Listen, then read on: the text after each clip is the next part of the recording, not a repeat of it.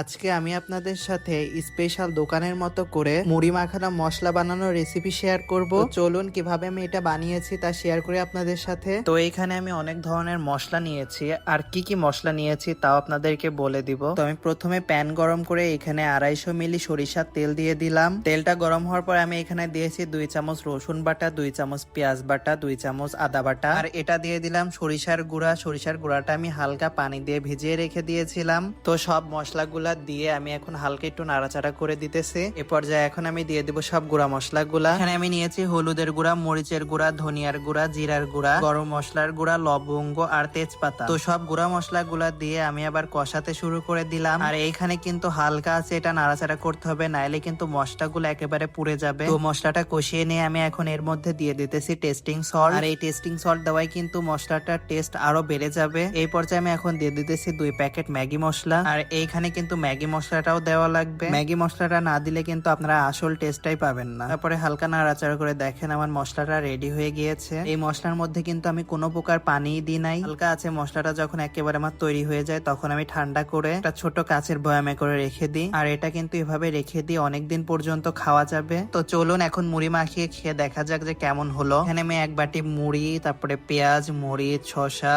ধনিয়া পাতা সব কেটে নিয়েছি। তারপরে দিয়ে দিলাম আমার তৈরি 1 চামচ মুড়ি মাখানো মশলা। তো চলেন এখন মাখিয়ে খেয়ে দেখি যে কেমন হয়েছে। আর আমার মুড়ি মাখানোর কালারটা শুধু দেখুন, কত সুন্দর লাগছে মুড়ি মাখানোর কালারটা দেখতে। তারপরে আমরা সবাই খাওয়া শুরু করে দিলাম। আর এটা খেতে কিন্তু দোকানের থেকে কোনো অংশেই কম হয়নি। আজকের ভিডিওটা কেমন লাগলো আপনাদের কাছে অবশ্যই কমেন্ট করে জানাবেন।